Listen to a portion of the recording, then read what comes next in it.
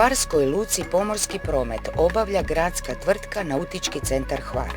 U njoj radi 15 lučkih operativaca plus 1. Ovaj posljednji je Gin Tonic, ljubimac koji obožava brodove, more i šarenilo hvarske luke. Njegov vlasnik Ivan Karković Ico prisjeća se kako je sve počelo.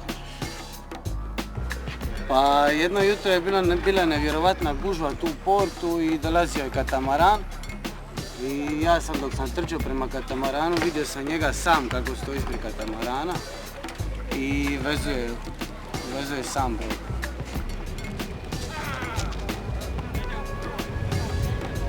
Od tog dana Gin Tonic pomaže lučkim operativcima.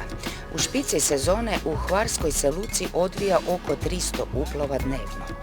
Gin Tonic dočekuje i ispraća brodove, uči vezati mornarske čvorove i zna se satima zabavljati s konopom. Ici je žao ljubimca ostaviti samog doma, te ga svuda vodi sa sobom.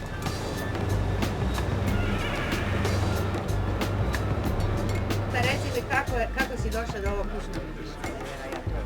Ma ništa, uglavnom vidio sam njemu oca i to je u biti jedan moj prijatelj što ima, tu dolazi godinama sa jahtom. Meni se pas vidio i htio sam istog ovako i on je rekao ok, nema problema i sljedeće godine u isto vrijeme mi je donio za rođendan evo upravo njega.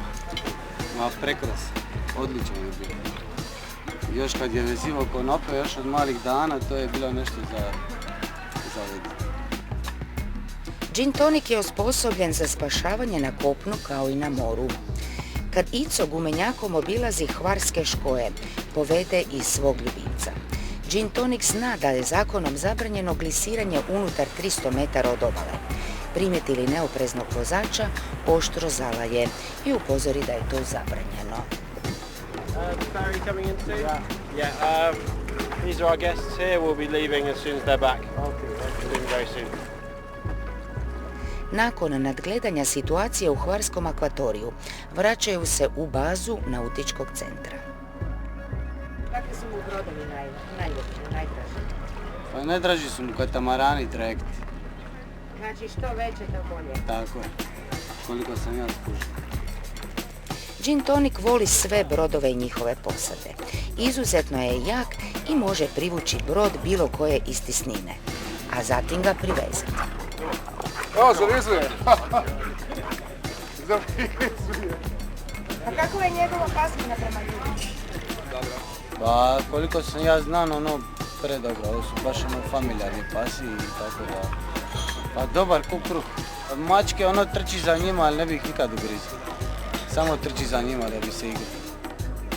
Gin Tonic će uskoro napuniti 2. godinu psećeg života. On se ne tuče s drugim psima ni mačkama, nikad nikog nije ugrizao, njegova je pasmina bijeli labrador, poznata kao veliki prijatelj ljudi.